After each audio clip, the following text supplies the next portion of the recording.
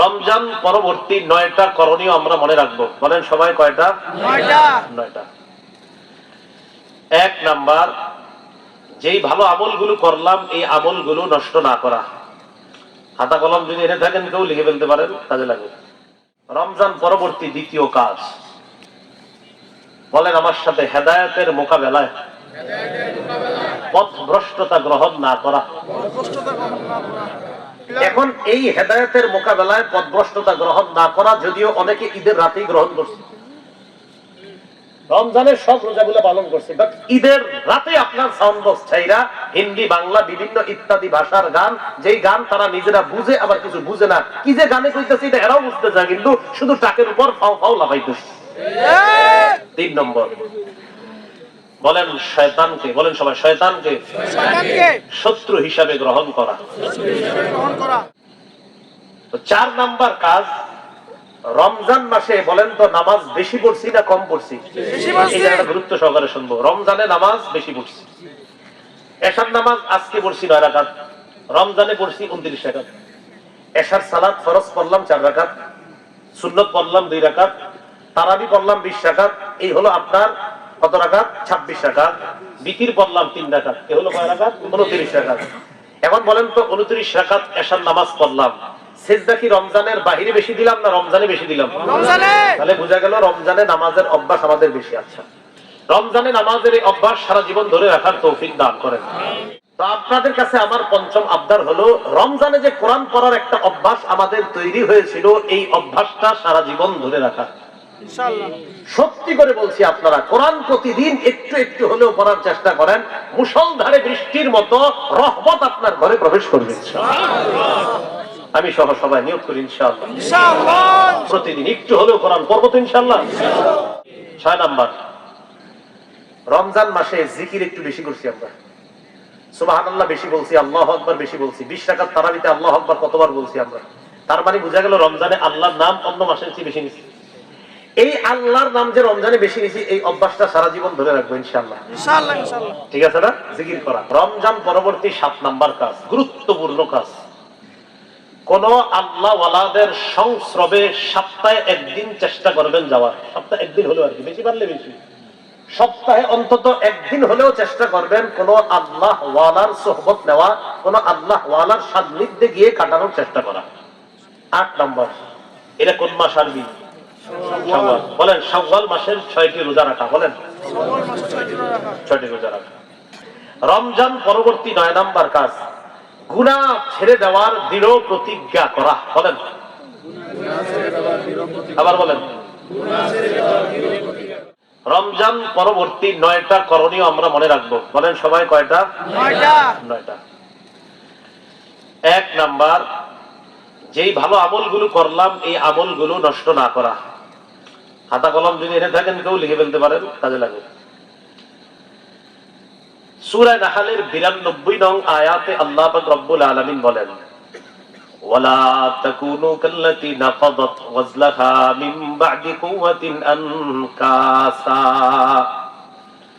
তোমরা ওই নারীর মতো হয়ো না যেই নারী শক্তভাবে পাকানো রশি, শক্তভাবে পাকানোর পর ওই পাকানো রশিটা আবার টুকরো টুকরো করে ফেলে, তার মতো হয়ো না।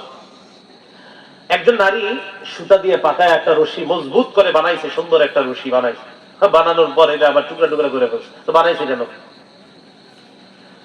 রমজান মাসে কত কষ্ট করলাম আমরা, আমল নামা জমা করলাম, এখন মনে করেন রমজানের পরে সবগুলা শেষ করে দিলাম, তো আমলগুলা করলাম কেন যদি শেষ করে দিই?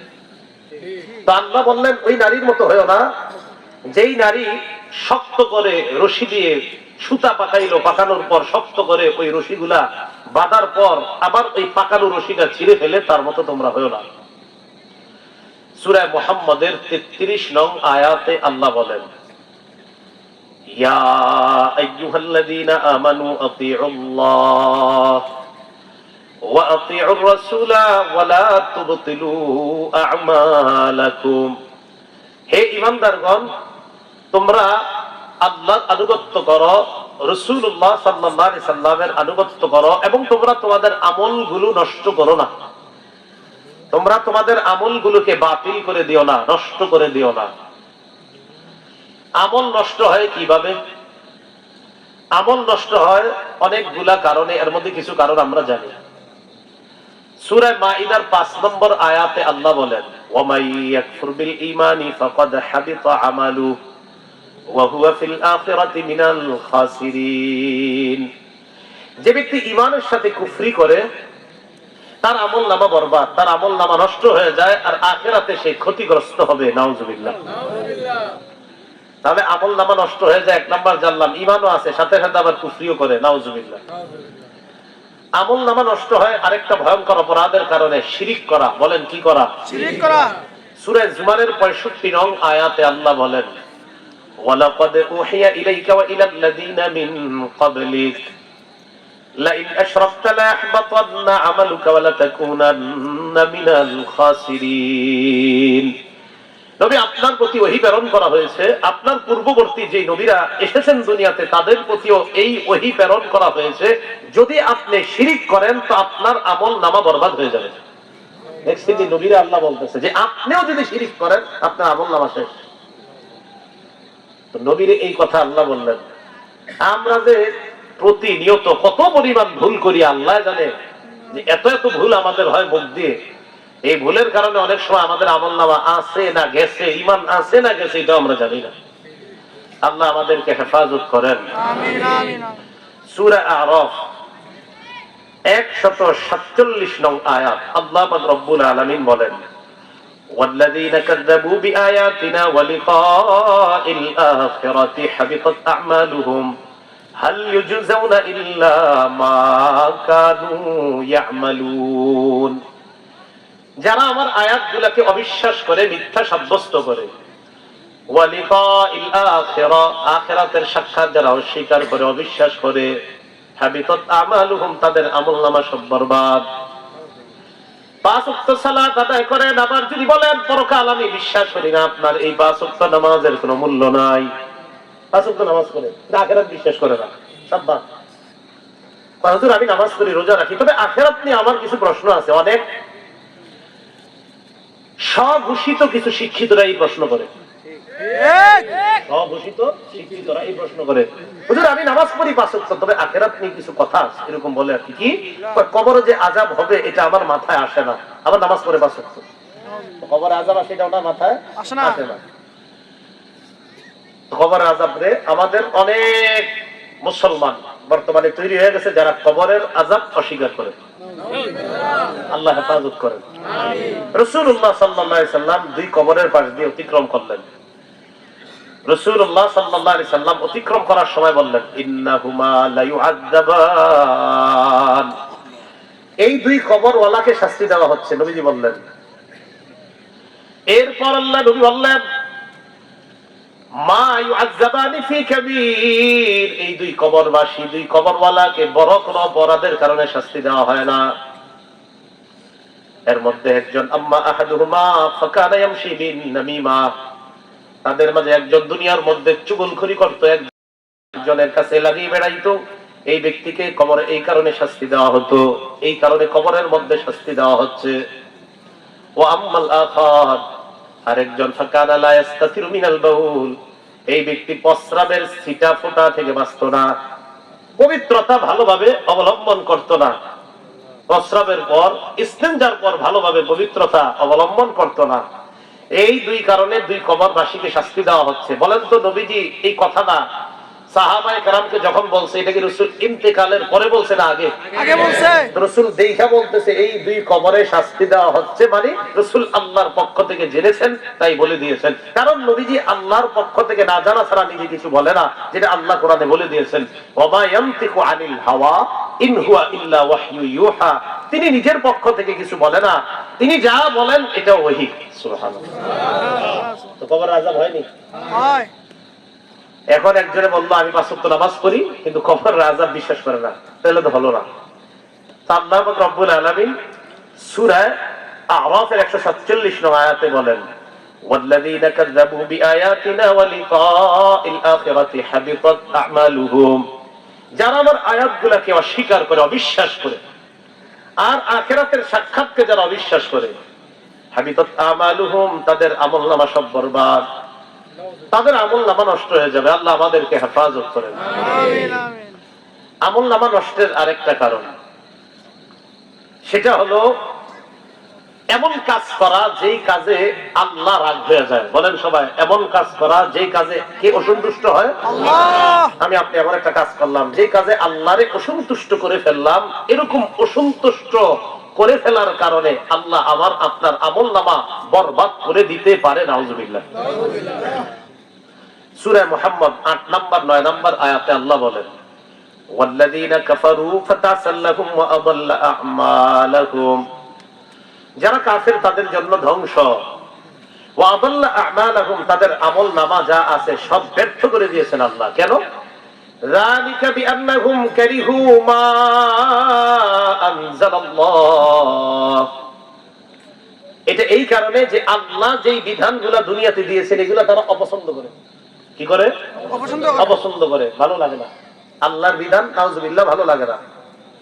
ওয়াকারিহু মা আনজালাল্লাহু ফাআহবাতা আ'মালাহুম, আল্লাহ যা নাযিল করেছেন এটা ভালো লাগে না, অপছন্দ করে, তাই আল্লাহ তাদের আমল বরবাদ করে দিয়েছেন, নষ্ট করে দিয়েছেন। এখন বুঝেন, সুদ হারাম এই কথাটা কার? আল্লাহ। কিন্তু আপনি এটা ভালো লাগে না, আপনি এটা অপছন্দ করলেন। সাবধান, সুদ যে হারাম, হারাম যাই না, অনেকে তো খান সুদ, এটা হারাম যাই না, এটা কিন্তু যাই না যে না এটা হারাম, আমি ঠিক করতেছি না। এমনি তো আপনি কামটা ঠিক করতেছেন না, কিন্তু এটাও নিশ্চিত জেনেন যে আমি যে সুদ খাইতেছি এটা হারাম, এটা হারাম, জি আল্লাহ এটা হারাম, এটা মাই না। কিন্তু যদি এরকম বলেন সুদ খানা হারাম, এটা হুজুরা কইলে বলি, এরকম যদি বলেন তাহলে সব শেষ। আমল নামা সব বরবাদ। সুদ হারাম এই ঘোষণাটা কোথায় আছে? সুদ হারাম এটা যদি অস্বীকার করে তুই ইমানই থাকবে না। আল্লাহ বুঝার তৌফিক দান করেন। এবার দেখেন অসন্তুষ্ট আল্লাহ কিভাবে হয়। সূরা মুহাম্মদের আগেরটা গেল সূরা মুহাম্মদের ৮ এবং ৯ নম্বর আয়াত, আর এটা হলো সূরা মুহাম্মদের ২৭ এবং ২৮ নম্বর আয়াত। আল্লাহ পাক রব্বুল আলামিন বলেন, যালিকা বিআন্নাহুম কারিহু মা আসখাতাল্লাহ। আল্লাহ পাক রব্বুল আলামিন এক শ্রেণীর মানুষের ব্যাপারে বলেন, যালিকা বিআন্নাহুম ইত্তাবাউ মা আসখাতাল্লাহ ওয়া কারিহু রিদওয়ানাহু ফাআহবাতা আমালাহুম। যালিকা বিআন্নাহুম ইত্তাবাউ মা আসখাতাল্লাহ, তারা এমন জিনিসের অনুসরণ করেছে যেই জিনিস আল্লাহকে অসন্তুষ্ট করে। তারা এমন জিনিসের অনুসরণ করে যেই জিনিস আল্লাহকে অসন্তুষ্ট করে। ওয়া কারিহু রিদওয়ানা, আর তারা অপছন্দ করে আল্লাহর সন্তুষ্টিকে। নাউজুবিল্লাহ। দেখেন কি বলে আল্লাহ, যালিকা বিআন্নাহুম ইত্তাবাউ মা আসখাতাল্লাহ, তারা এমন জিনিসের অনুসরণ করেছে যা আল্লাহকে অসন্তুষ্ট করে। ওয়া কারিহু রিদওয়ানা, আর আল্লাহর সন্তুষ্টিকে তারা অপছন্দ করে। ফাআহবাতা আমালাহুম, তাই আল্লাহ তাদের আমল নামা বরবাদ করে দিয়েছেন। নাউজুবিল্লাহ। এই জন্য আমল নামাগুলো আমরা যে করলাম এগুলো যেন বরবাদ না হয়। এবার দেখেন সূরা মুহাম্মদের ৩২ নং আয়াতে আল্লাহ কি বলেন, ইন্নাল্লাযীনা কাফারু ওয়া সাদ্দু আন সাবিলিল্লাহ ওয়া শাক্কুর রাসূলা মিন বা'দি মা তাবায়্যানা লাহুমুল হুদা লা ইয়াদুররুল্লাহা শাইআ ওয়া সায়ুহবিতু আ'মালাহুম। আল্লাহ বলেন, নিশ্চয়ই যারা কুফরি করেছে, ওয়াসাদ্দু আন সাবিলিল্লাহ, মানুষকে যারা আল্লাহর রাস্তা থেকে বাধা দেয়, ওয়াশাকুর রাসূলা মিন বা'দি মা তাবায়্যানা লাহুমুল হুদা, হেদায়েত আসার পরেও যারা রাসূলের বিরুদ্ধাচরণ করে, যারা কুফরি করে, যারা মানুষকে আল্লাহর রাস্তা থেকে বাধা দেয়, ওয়াশাকুর রাসূলা মিন বা'দি মা তাবায়্যানা লাহুমুল হুদা, হেদায়েত আসার পরেও যারা রাসূলের বিরোধিতা করে। হেদায়েত আসার পরেও কার বিরোধিতা করে? রাসূল সাল্লাল্লাহু আলাইহি সাল্লামের বিরোধিতা করে এমন লোক যদি তালাশ করেন সহজে পেয়ে যাবেন। কিভাবে পাবেন? এমনি দেখবেন সব সময় নামাজ রোজা সব ঠিক আছে, কিন্তু আল্লাহর রাসূলের কোন ইস্যুতে উলামায়ে কেরাম যখন নাকি কথা বলে, তখন একদল লোক দেখবেন প্রকাশ পেয়ে যায় যে যারা আমাদের সমাজের মধ্যে পরিচিত নামাজি হিসাবে, পরিচিত রোজাদার হিসাবে, কিন্তু আল্লাহর রাসূলের ইস্যুতে এই মানুষগুলোর চেহারাও কালো হয়, রাসূলের বিরুদ্ধাচরণ করে। আল্লাহ বলেন, সায়ুহবিতু আ'মালাহুম, এইগুলার আমলনামা আল্লাহ সব নষ্ট করে দিবেন। এগুলা আমলনামা আল্লাহ সব নষ্ট করে দিবেন। সাবধান, সারা জীবন আমল করলেন আর আল্লাহর রাসূলের বিরোধিতা করলেন, হবে না। আল্লাহ আমাদেরকে কথাগুলো বোঝার তৌফিক দান করেন। তো বলছিলাম রমজানে আমল নামা জমা করলাম, 1 নাম্বার আমল নামাগুলা নষ্ট করে দিব না আমরা। আমল নামাগুলা যেন আমরা আল্লাহর কাছে যথাযথ পাই, আল্লাহ তৌফিক দান করেন। আমল নামা নষ্ট হয় আর কিভাবে? এই ব্যক্তির ব্যাপারে আমি বললাম আল্লাহ তাকে মাফ করবে না, নাউজুবিল্লাহ। আমি তার ব্যাপারে বললাম আল্লাহ তাকে মাফ করবে না। আল্লাহ বলেন তুমি এই সাহস কোত্থেকে পাইলে এই কথা বলার যে আমি তাকে মাফ করবো না? আমি তাকে মাফ করলাম, তোমার আমলনামা নষ্ট করে দিলাম। নাউজুবিল্লাহ। মুসলিম শরীফের 2621 নম্বর হাদিস। রাসূলুল্লাহ সাল্লাল্লাহু আলাইহি সাল্লাম বলেন এক ব্যক্তি এরকম বলেছে, মানে একজনের ব্যাপারে রাসূল বলেন যে আল্লাহ পাক রব্বুল আলামিন লা ইয়াগফিরু লি ফুলান, অমুককে আল্লাহ মাফ করবে না, এরকম বলে ফেলছে এক ব্যক্তি। তখন আল্লাহ পাক রব্বুল আলামিন বলেন যে এই ব্যক্তির কিভাবে এমন সাহস হলো যে আমার ব্যাপারে এই কথা বলা যে আমি লা আগফিরু লি ফুলান, আমার অমুক বান্দাকে আমি মাফ করব না, এই কথা বলার সাহস সে কিভাবে পেল? গফারতু লাহু, যার ব্যাপারে সে এই কথা বলছে আমি তাকে মাফ করে দিলাম। ওয়াকাদ আহবাতু আমালাক, আর তোমার আমলনামা নষ্ট করে দিলাম। তোমরা মুসলমান গুনাহ করে আল্লাহর কাছে খালি কান্দে আল্লাহ মাফ করেন মাফ করেন, তার ব্যাপারে এটা না বলা করে আল্লাহ মাফ করবে না, এরকম না বলা। আল্লাহ কথাগুলো বুঝার তৌফিক দান করেন। আমিন। রমজান পরবর্তী দ্বিতীয় কাজ, বলেন আমার সাথে, হেদায়েতের মোকাবেলায় পথভ্রষ্টতা গ্রহণ না করা। এটা কিভাবে? রমজান মাস আমরা ইবাদত করলাম, সিয়াম পালন করলাম, ইফতারি করলাম, সাহরি খাইলাম, রাতে তারাবির সালাতে দীর্ঘ সময় দাঁড়িয়েছিলাম। এতে বোঝা যায় আল্লাহ আমাদেরকে পছন্দ করেছেন। পছন্দ না করলে তো আল্লাহ আমাদেরকে এত আমল করার তৌফিক দিতেন না, ঠিক না? অবশ্যই পছন্দ করেছেন। এর দ্বারা বোঝা যায় রমজানে আমরা বিশাল বড় হেদায়েতের কিছু পেয়েছি, আলহামদুলিল্লাহ। এখন এই হেদায়েতের মোকাবেলায় পথভ্রষ্টতা গ্রহণ না করা, যদিও অনেকে ঈদের রাতেই গ্রহণ করছে, রমজানের সব রোজাগুলো পালন করছে, বাট ঈদের রাতে আপনার সাউন্ড বক্স ছাইরা হিন্দি বাংলা বিভিন্ন ইত্যাদি ভাষার গান, যেই গান তারা নিজেরা বুঝে আবার কিছু বুঝে না, কি যে গানে কইতেছে এটা এরাও বুঝতে চায়, কিন্তু শুধু টাকের উপর ফাও ফাও লাফাইতেছে। তাহলে আপনি এই যে পথভ্রষ্টতা গ্রহণ করে নেবেন। অনেকে আপনার শাওয়ালের চাঁদ দেখার আগ পর্যন্ত মাশাআল্লাহ খুব সুন্দর সিয়াম পালন করছে, এমনকি ওই দিনের ইফতারিটা খুব সুন্দরভাবে করছে, মাগরিবটাও সুন্দরভাবে করছে। মাগরিবের পরে জানতে পারলো আগামীকাল আমাদের দেশে ঈদ। একটু পরে আপনার ওই রাস্তার চিপা চুপায় কোনায় খানায় শুরু হয়ে গেছে আপনার সাউন্ড বক্সে জোরে জোরে গান বাজানো। তা আপনি পুরা রমজান কি গ্রহণ করলেন, আর রমজান শেষ হওয়ার পর আপনি কি করলেন? এটা সূরা আরাফের 175-176 নং আয়াতে আল্লাহ পাক রব্বুল আলামিন বলেন ওয়াতলু আলাইহিম নাবা আল্লাযী আতাইনাহু আয়াতিনা ফানসালাখা মিনহা ফাআতবাহু আশ-শাইতান ফাকানা মিনাল গাওয়িন। নবী আপনি তাদেরকে ওই ব্যক্তির ঘটনা বলেন যেই ব্যক্তিকে আমি আমার নিদর্শনাবলী দিয়েছিলাম, ফলে তা থেকে সে বিচ্যুত হয়েছে, তা থেকে সে সরে পড়েছে। সরে পড়ার কারণে শয়তান তার অনুগামী হয়েছে। শয়তান অনুগামী হওয়ার পর ফাকানা মিনাল গাওয়িন, সে পথভ্রষ্টতার অন্তর্ভুক্ত হয়ে গেছে। আল্লাহ আমাদেরকে রমজান দিলেন, রোজাগুলো আমরা কত সুন্দরভাবে পালন করলাম, আলহামদুলিল্লাহ। পালন করার পরে ঠিক ঈদের আগের রাতে অথবা ঈদের দিন শয়তান আমাদের অনুগামী হয়ে গেল, পিছু নিল, টাকের উপরে উঠায়া দিল, বিভিন্ন এমন কিছু করলো যেই কর্মের মাধ্যমে শয়তান আমাদের উপর জয়লাভ করে ফেললো, নাউজুবিল্লাহ। কেন এটা? এই ব্যক্তিটা কে, যার ব্যাপারে আল্লাহ কোরআনে বলছেন? বলেন আমার সাথে, বালআম। তাফসীর ইবনে কাসীরের মধ্যে মুহাম্মদ ইবনে কাসীর রাহমাতুল্লাহি আলাইহি লিখেছেন, লাম্মা নাযালা মূসা বিল জাব্বারিনা ওয়া মান মাআ আতাহু ইয়ানি বালআম বানু আম্মিহি ওয়া কওমুহু। মূসা আলাইহিস সালাতু ওয়াস সালাম জালেম সম্প্রদায়ের বিরুদ্ধে যখন লড়াই করার জন্য বের হলেন ঈমানদারদেরকে নিয়ে, তখন বালআমের চাচাতো ভাইয়েরা অথবা তার সম্প্রদায়ের লোকেরা তার কাছে আসছে। কেন আসছে জানেন? বালআমকে আল্লাহ পাক রব্বুল আলামিন এমন একটা কারামত দান করেছিলেন, বালআম আল্লাহকে যা বলতেন সাথে সাথে কবুল হয়ে যেত। সুবহানাল্লাহ। বালআমের কাছে তার চাচাতো ভাই অথবা তার সম্প্রদায়ের লোকেরা এসে, বালআম উদউল্লাহ আইয়ারুদ্দা আন্না মূসা ওয়া মান মাআ। বালআম, তুমি আল্লাহর কাছে মূসার বিরুদ্ধে দোয়া করো, ঈমানদারদের বিরুদ্ধে দোয়া করো, যেন মূসা আর তার ঈমানদার সাথীরা আমাদের পর্যন্ত বুঝতে না পারে। এই ইয়াজহার আলাইনা ইউহলিকনা, মূসা যদি আমাদের উপর বিজয় লাভ করে আমাদেরকে ধ্বংস করে ছাড়বে। বালআম তাদেরকে জবাব দেয়, আল্লাহ আমাকে আশ্চর্য এক ক্ষমতা দিয়েছে, আমি দোয়া করলেই কবুল হয়ে যায়। তবে তোমরা আমাকে যে দোয়া করার জন্য বললা, এই দোয়া করলে কবুল তো হবে না, উল্টা আমার জন্য ক্ষতির কারণ হয়ে যাবে, আমি এই দোয়া করতে পারবো না। বালাম কয় না, পারবো না পারবো না পারবো না পারবো না পারবো না বলতে বলতে বলতে বলতে অন্য বর্ণনায় আসছে তার বিবিরে বইলা কইয়া রাজি করাইছে, কিছু অর্থের বিনিময়ে লোক টুক দেখা রাজি করাইছে। এক পর্যায়ে ওই বালআমকে আয়েশা বলল বদদোয়া করতে। বালআম নিজেও জানে আমার বদদোয়ায় কোনো কাজ হবে না, কোনো কাজে আসবে না আমার বদদোয়া, কিন্তু দুনিয়ার অর্থের কাছে বিক্রি হয়ে মূসা নবীর বিরুদ্ধে বদদোয়া করলো, তার ক্ষমতা আল্লাহ ছিনিয়ে নিলেন।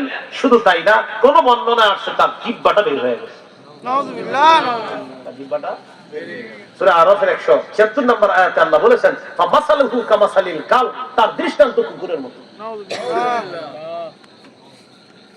তো দেখেন, বালআম হেদায়েতের উপর ছিল কতক্ষণ না, আমি পারবো না, মূসা নবীর বিরুদ্ধে বদদোয়া সম্ভব, সম্ভব না, সম্ভব না, সম্ভব না, হেদায়েত সম্ভব না, আমি পারবো না বদদোয়া করতে, হেদায়েত আমি পারবো না বদদোয়া করতে, হেদায়েত। বদদোয়া করে ফেলছে, পথভ্রষ্ট করে। হেদায়েতের মোকাবেলায় পথভ্রষ্টতা গ্রহণ না করা, এই কথাটা শুধু রমজানের সাথে সীমাবদ্ধ না, আমরা সারা জীবন আমাদের চিন্তা চেতনায় রাখবো। আপনি হালাল কামাই করতেছেন, এর মানে আপনি হেদায়েতের পথে চলতেছেন। হঠাৎ একজনে এসে বুদ্ধি দিছে, বেটা আর কতদিন এইভাবে এরকম ডেইলি 10 টাকা 20 টাকা লাভ করবি, একটা সুরত আছে তোর, কি যে এক সপ্তাহের মধ্যে 10 তলা বাড়ি বানাবো, কথার কথা। এখন আপনার কিছু কুবুদ্ধি দিয়ে উল্টা পথে কিছু টাকা কামাই করার ধান্দা শিখিয়ে দিচ্ছে। হালাল পথটা ছিল হেদায়েতের পথ, হারাম পথটা পথভ্রষ্টতার পথ। কথাগুলো বুঝে আসছে? তাহলে হেদায়েতের মোকাবেলায় পথভ্রষ্টতা গ্রহণ না করা। ভাই রমজানে ইবাদত গুলো করছি, আল্লাহর থেকে হেদায়েত গ্রহণ করলাম, এই হেদায়েত যেন সারা জীবন মরণ পর্যন্ত ধরে রাখতে পারি, আল্লাহ তৌফিক দান করুন। 3 নম্বর, বলেন শয়তানকে, বলেন সবাই শয়তানকে শত্রু হিসাবে গ্রহণ করা। রমজানে কি ও বাহিরে ছিল না শিকলে ছিল? কেন মেজাজ খারাপ যে আমি এতদিন পর্যন্ত বন্দী ছিলাম আর উম্মত এই পরিমাণ ইবাদত করছে, এখন ওর একমাত্র চিন্তা চেতনা আর টার্গেট আমাদের রমজানের ইবাদত গুলা কিভাবে নষ্ট করা যায়। সূরা ফাতিরের 6 নম্বর আয়াতে আল্লাহ বলেন, ইন্নাশ শাইতানা লাকুম আদুউন ফাত্তাখিযুহু আদুওয়া ইন্নামা ইয়াদউ হিজবাহু লিয়াকুনু মিন আসহাবিস সাঈর। নিশ্চয়ই শয়তান তোমাদের শত্রু, তাকে শত্রু হিসাবে গ্রহণ করো। বলেন শয়তান আমাদের শত্রু, শয়তান আমাদের শত্রু। ও কিন্তু আমাদেরকে এখন দেখতেছে, জানেন? শয়তান আমাদেরকে এখন দেখতেছে, আমাদের এই কথাবার্তা সব শুনতেছে আর মেজাজ খারাপ করতেছে আর বলতেছে আপনি কি আর কোনো বিষয় পান না খুঁজা। এটা শয়তানের টেনশন খুব। শয়তান যে আমাদেরকে এই মুহূর্তে দেখতেছে, দলিল সূরা আরাফের 27 নম্বর আয়াত। কোন সূরা? সূরা আরাফের 27 নম্বর আয়াত। আল্লাহ বলেন, ইয়া বানি আদম লা ইয়াফতিনান্নাকুমুশ শাইতানু কামা আখরাজা আবাওয়াইকুম মিনাল জান্নাহ ইয়ানজিউ আনহুমা লিবাসাহুমা লিউরিয়াহুমা সাওআতিহিমা ইন্নাহু ইয়ারাকুম হুয়া ওয়া কাবিলুহু মিন হাইসু লা তারাউনাহুম। দেখেন কি বলে আল্লাহ, হে আদম সন্তান, লা ইয়াফতিনান্নাকুমুশ শাইতান, শয়তান যেন তোমাদেরকে বিভ্রান্ত করতে না পারে, শয়তান যেন তোমাদেরকে বিভ্রান্ত করতে না পারে। কামা আখরাজা আবাওয়াইকুম মিনাল জান্নাহ, যেমনি ভাবে তোমাদের আব্বা আম্মাকে শয়তান জান্নাত থেকে বের করে ছেড়েছে। ইয়ানজিউ আনহুমা লিবাসাহুমা লিউরিয়াহুমা সাওআতিহিমা, আব্বা আম্মার কাপড় টেনে ধরেছে শয়তান। নাউজুবিল্লাহ, আমাদের আব্বা আম্মার কাপড় টেনে ধরেছে কেন? দুইজনকে দুইজনের লজ্জাস্থান দেখানোর জন্য। এবার আল্লাহ বলেন, ইন্নাহু ইয়ারাকুম হুয়া ওয়া কাবিলুহু মিন হাইসু লা তারাউনাহুম, শয়তান আর তার চেলা চামুন্ডারা তোমাদেরকে এমন ভাবে দেখতে পায় তোমরা দেখতে পাও না, এমন জায়গা থেকে দেখতে পায় তোমরা তাদেরকে দেখতে পাও না। বলেন শয়তান আর চেলা চামুন্ডারা আমাদেরকে দেখতে পায়, কথাটা কার? আল্লাহ দেখতেছে। এই আশেপাশে এখানে ফেরেশতাদের বেষ্টনী আছে, ওই পাশ থেকে মেজাজ খারাপ করতেছে। তাহলে শয়তান দেখেন আমাদেরকে কতটা দেখতেছে। আল্লাহ আমাদেরকে শয়তান থেকে হেফাজত করেন, আমিন। পরে আল্লাহ বলেন ইন্না জাআলনাশ শায়াতিনা আউলিয়া লিল্লাযিনা লা ইউমিনুন, যারা বেঈমান আমি শয়তানকে তাদের জন্য অভিভাবক বানিয়েছি। বলেন শয়তান কাদের অভিভাবক? বলেন অবিশ্বাসীদের। বলেন শয়তান কাদের অভিভাবক? অবিশ্বাসীদের। শয়তান কাদের শত্রু? বলেন বিশ্বাসীদের। বলেন তো শয়তান কাদের অভিভাবক? অবিশ্বাসীদের। শয়তান কাদের বন্ধু? অবিশ্বাসীদের। শয়তান কাদের বন্ধু? অবিশ্বাসীদের। শয়তান কাদের শত্রু? বিশ্বাসীদের। আমাদের অভিভাবক কে? আল্লাহ। সুবহানাল্লাহ। আমাদের অভিভাবক কে? আল্লাহ। সূরা বাকারা 257 নং আয়াতে আল্লাহ বলেন আল্লাহু ওয়ালিয়ুল্লাযীনা আমানু ইউখরিজুহুম মিনাজ যুলুমাতি ইলান নূর, যারা ঈমানদার তাদের অভিভাবক তাদের বন্ধু আল্লাহ। তাহলে ঈমানদারদের বন্ধু আল্লাহ, বেঈমানদের বন্ধু শয়তান। আল্লাহ আমাদের সকলকে শয়তানকে যেন শত্রু হিসাবেই গ্রহণ করতে পারি আল্লাহ তৌফিক দান করুন, আমিন আমিন। সহিহ বুখারীর বর্ণনা 2038 নম্বর হাদিসের বর্ণনা। قال رسول الله صلى الله عليه وسلم ان الشيطان يجري من الانسان مجرى الدم, নবীজি বলেন শয়তান মানুষের রক্ত চলাচল করার মতো চলতে পারে। রক্ত চলাচল না করলে বাঁচবো না মরবো? আর চলাচল না করলে বাঁচবো না মরবো? নবীজি বলেন ইবলিস রক্ত চলাচল যেভাবে করে এইভাবে সূক্ষ্মভাবে তোমাদের শরীরে চলতে পারে। সাহাবায়ে কেরাম বললেন মামিনকা, হুজুর আপনার শরীরেও কি চলতে পারে?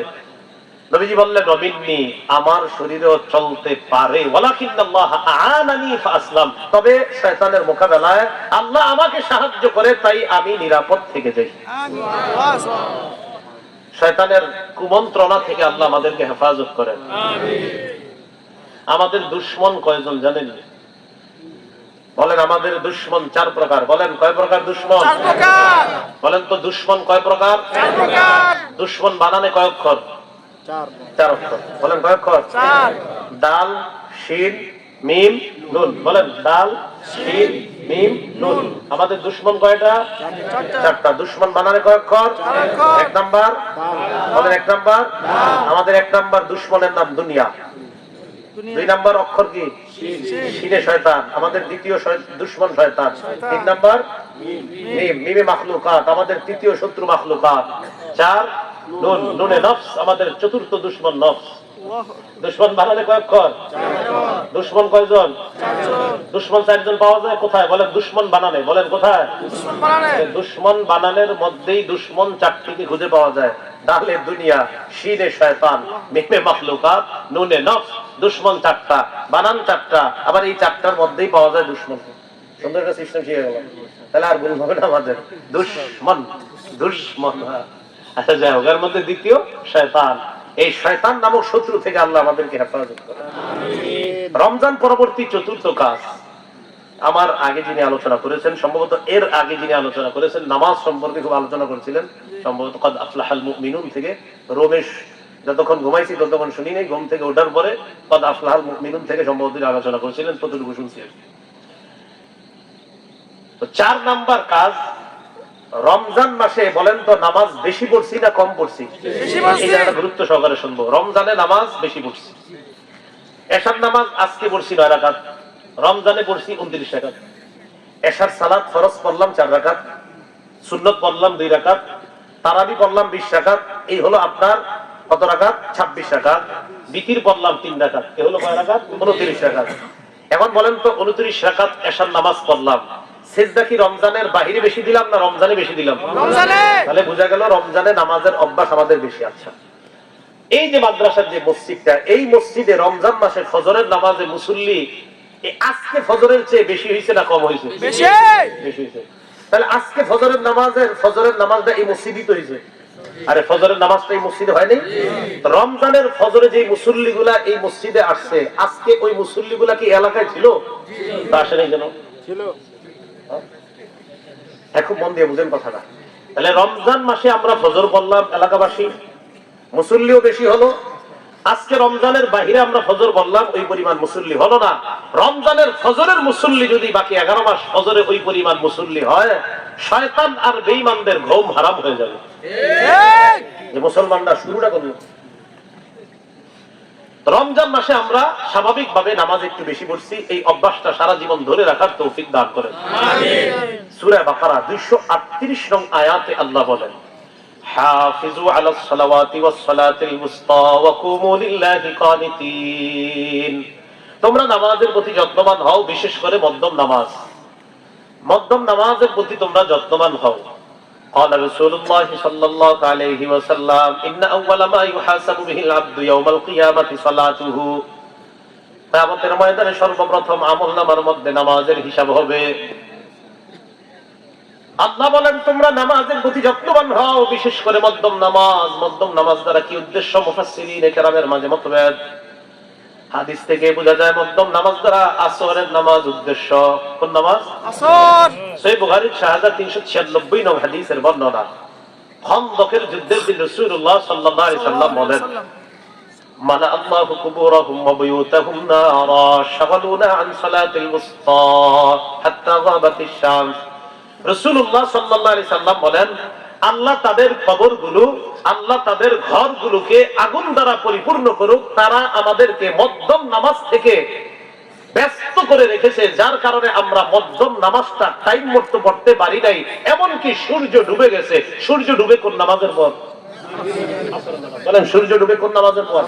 তার মানে মধ্যম নামাজ দ্বারা উদ্দেশ্য আসরের নামাজ। রাসূলুল্লাহ সাল্লাল্লাহু আলাইহি সাল্লাম বলেন, তাদের কবরগুলো, তাদের ঘরগুলোকে আল্লাহ আগুন দ্বারা পরিপূর্ণ করুক। তারা আমাদেরকে আসরের নামাজ সঠিক সময়ে, যথা সময়ে পড়া থেকে ব্যস্ত করে রাখছে। তারা আমাদেরকে বিজি করে রাখার কারণে আমরা আসরটা সঠিকভাবে সময় মতো পড়তে পারি নাই। সূর্য ডুবে গেছে। তো সূর্য ডুবে কোন নামাজের পর? আসর নামাজের পর। কথা হলো আসরের গুরুত্ব বেশি কেন? অনেকগুলা কারণ। আসরের নামাজের সময় জোহরের পরে খানা খায় অনেকে ঘুমায়, আর ওঠে না, উঠতে উঠতে অলসতা করে।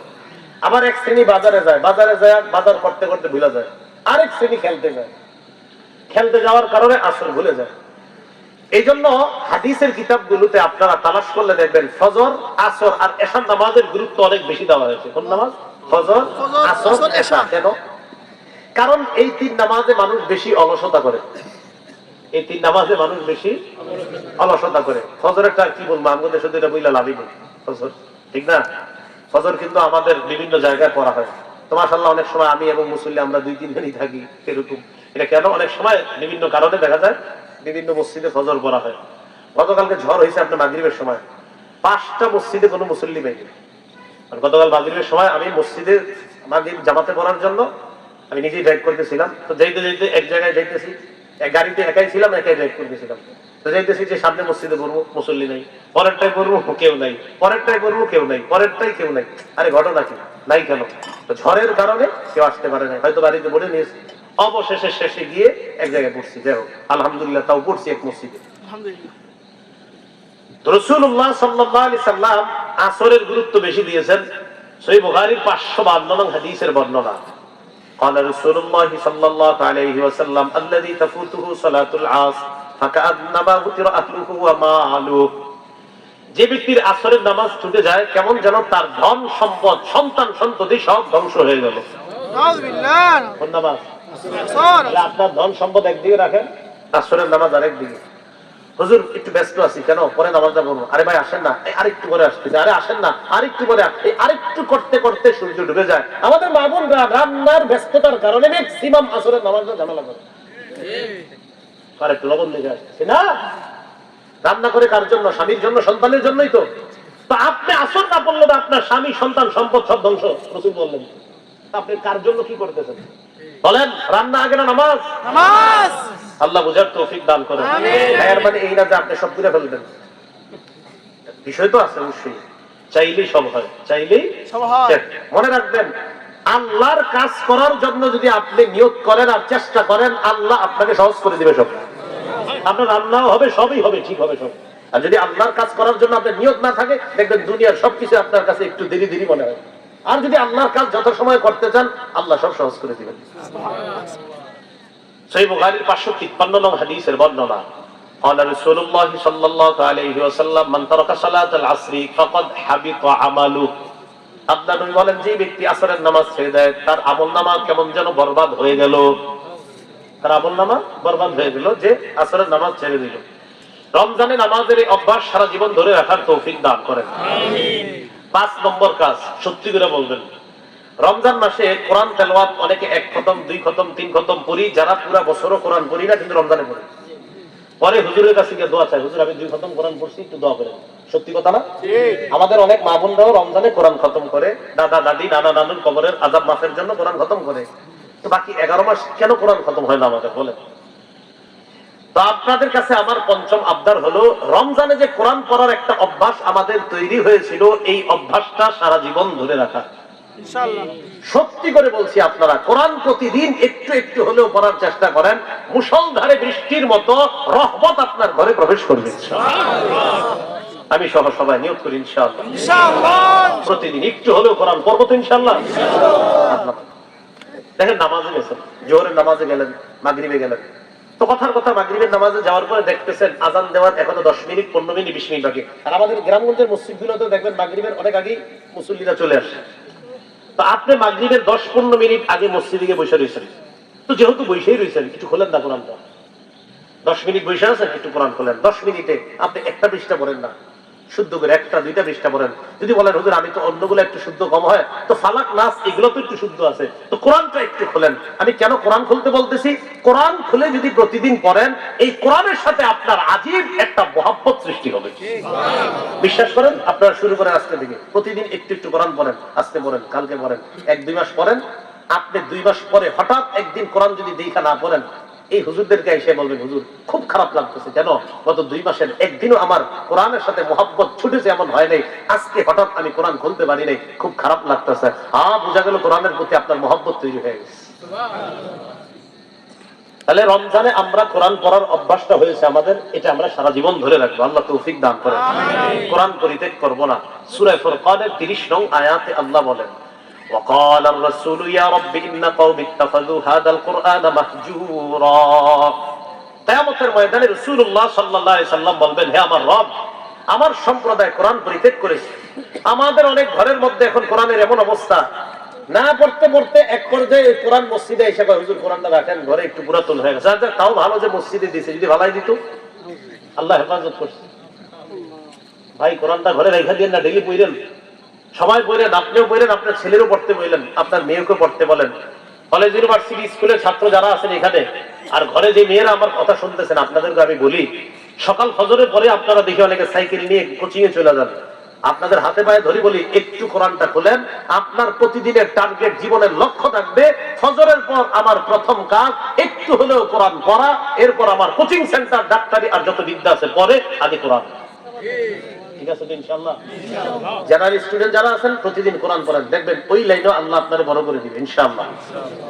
আল্লাহ তৌফিক দান করেন। 6 নাম্বার, রমজান মাসে জিকির একটু বেশি করছি আমরা। সুবহানাল্লাহ বেশি বলছি, আল্লাহু আকবার বেশি বলছি। 20 রাকাত তারাবিতে আল্লাহু আকবার কতবার বলছি আমরা? তার মানে বোঝা গেল রমজানে আল্লাহর নাম অন্য মাসের চেয়ে বেশি নিছি। এই আল্লাহর নাম যে রমজানে বেশি নিছি, এই অভ্যাসটা সারা জীবন ধরে রাখবো ইনশাআল্লাহ। ইনশাআল্লাহ ইনশাআল্লাহ। ঠিক আছে না? জিকির করা। সূরা বাকারা আল্লাহ বলেন, ফাযকুরুনি আযকুরকুম ওয়াশকুরুলি ওয়ালা তাকফুরুন। আল্লাহ পাক রব্বুল আলামিন সূরা বাকারার 152 নং আয়াতে বলেন, তোমরা আমাকে স্মরণ করো, আমি তোমাদেরকে স্মরণ করব। সুবহানাল্লাহ। আচ্ছা, কথাটা একটু সুন্দর করে বুঝেন তো, আমাদের রব আমাদেরকে বলতেছে, বান্দারা তোমরা যদি আমি আল্লাহকে স্মরণ করো, আমি তোমাদেরকে স্মরণ করব। এর চেয়ে বড় আর ঘোষণা আপনারা কি চান? হাদিসে কুদসির মধ্যে আল্লাহ বলেন, আমার বান্দা যদি যাকারানি ফি নাফসিহি, আমার কোন বান্দা যদি আমাকে মনে মনে স্মরণ করে, আমি আল্লাহ তারে মনে মনে স্মরণ করি। বালিশে মাথা লাগায় রাখছে, স্মরণ করতেছেন যে আমার রব আমারে 2টা চোখ দিছে, কত দামি 2 চোখ, আমার রব আমারে 2টা হাত দিছে। এই যে কাউরে কিন্তু বলতেছেন না, বালিশে মাথা রাখিয়া এমনি আপনি ভাবতেছেন, আল্লাহ আপনাকে স্মরণ করতেছেন। এরপরে আল্লাহ বলেন, ওয়া ইন মালাআনি ফি ওয়া ইন যাকারানি ফি মালাইন, আমার কোন বান্দা যদি আমাকে কোন মজলিসে স্মরণ করে, এখানে বসে আপনারা সুবহানাল্লাহ বলছেন না অনেকবার, এই যে আপনারা যতবার সুবহানাল্লাহ বলছেন, আল্লাহ পাক রব্বুল আলামিন বলেন, যাকারতুহু ফি মালাইন খায়রিন মিনহুম, আমি তাদেরকে, আমার ওই বান্দাকে, আমার ওই বান্দীদেরকে এর চেয়ে উত্তম মজলিসে স্মরণ করি। সুবহানাল্লাহ। এই মজলিসে আমরা, এই যে আবার সুবহানাল্লাহ বলছেন, আল্লাহর সাথে সাথে আমাদের চেয়ে দামি মজলিসে আমার আপনার আলোচনা করি। সুবহানাল্লাহ।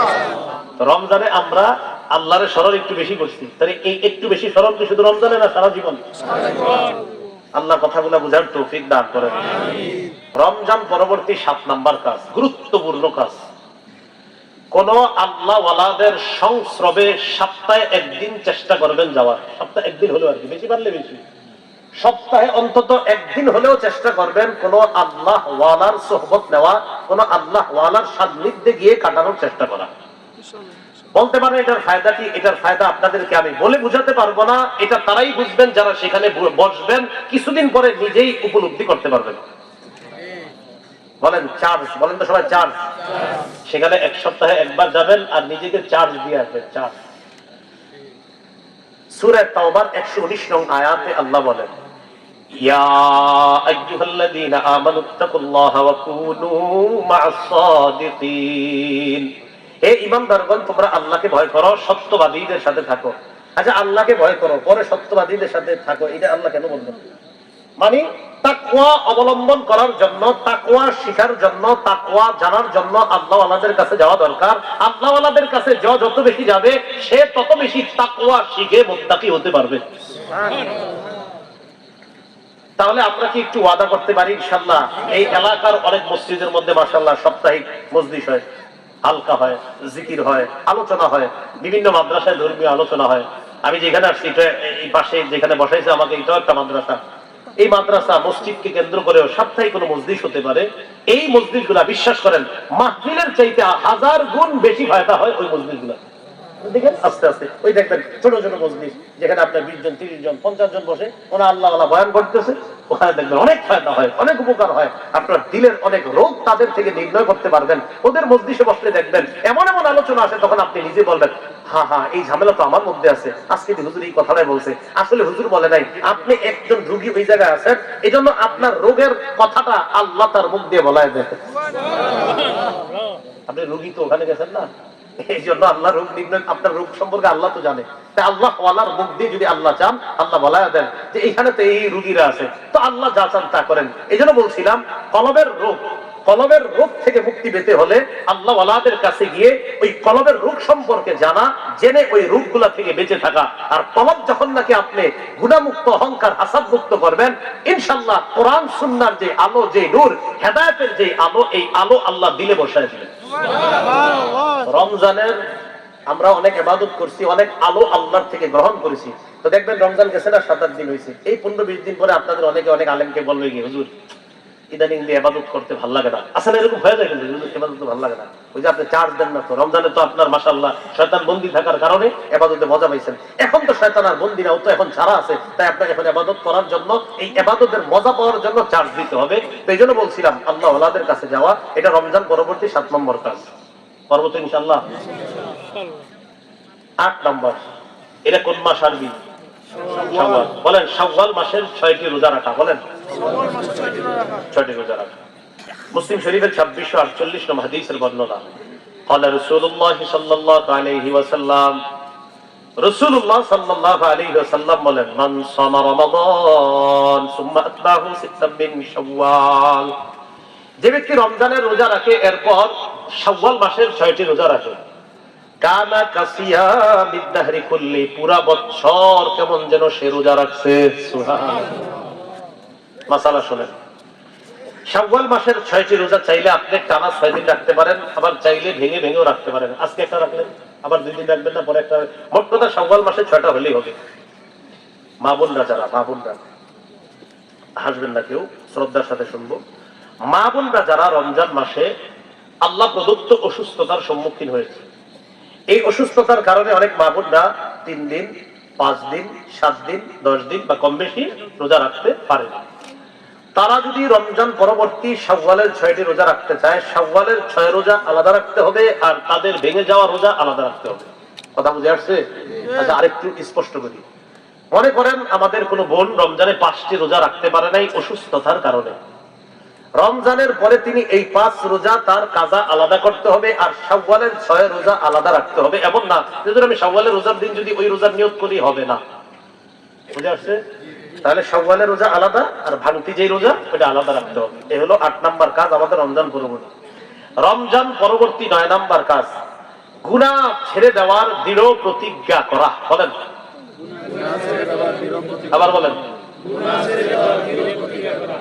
তাহলে আমরা ইনশাআল্লাহ এখন থেকে দৃঢ় প্রতিজ্ঞা করলাম, আমরা গুনাহ করব না ইনশাআল্লাহ। ইনশাআল্লাহ ইনশাআল্লাহ। 4 শর্তে গুনাহ থেকে তওবা করেন। বলেন, কয় শর্ত? 4 শর্তে। 4 শর্ত। 1 নাম্বার, এই শর্তগুলো আমার সাথে বলবেন। বলেন, গুনাহ থেকে ফিরে আসা। গুনাহ থেকে ফিরে আসা। 2 নম্বর, গুনাহের উপর অনুতপ্ত হওয়া। গুনাহের উপর অনুতপ্ত হওয়া। 4 নম্বর, ভবিষ্যতে গুনাহ 3 নম্বর। আচ্ছা, 1 নাম্বার, গুনাহ থেকে ফিরে আসা। গুনাহ থেকে ফিরে আসা। 2 নাম্বার, গুনাহের উপর অনুতপ্ত হওয়া।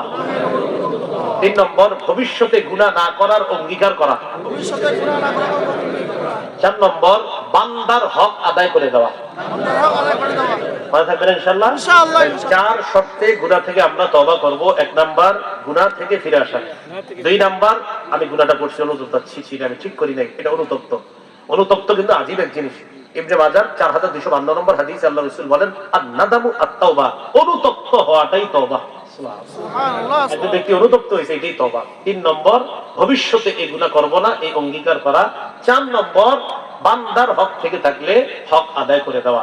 আল্লাহ পাক রব্বুল আলামিন আমাদের সকলকে খিদমাতুল মুসলিমিন ওলামা পরিষদের এই উদ্যোগে যে আমরা উপস্থিত হতে পারলাম, তারা সহ আপনাদের সবার সাথে যেন আবার গুনাহমুক্ত ভাবে আমরা দুনিয়া থেকে বিদায় নিয়ে জান্নাতে এই আমরা সবাই যেন একত্রিত হতে পারি। আল্লাহ তৌফিক দান করেন। আমিন।